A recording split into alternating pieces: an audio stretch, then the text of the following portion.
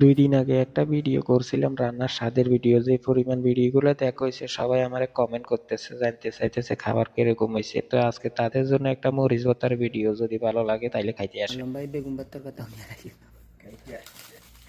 এ যদি জানে যে বেগুন ভর্তা চেঞ্জ করি টমেটো সস দিয়ে ডিম ভর্তা বানাইছি,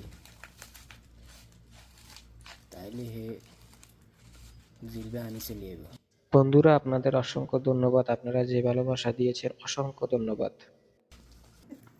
তুই দি হালাইলি কত ভাত এটার মধ্যে ডিমের মধ্যে। ও মা জাকি দিছে ভাত হয়েছে হ্যাঁ দিতেছি বেশি দিতে পারতা। দিয়ে দেন না, জাল কম হইব। যে জাল দিছে না মরিচের তো লাল করে লেছে, ঝাল হইলে ভাত দিয়ে দিলে ঠিক আছে, ঠিক আছে, আমার কথা ঠিক আছে।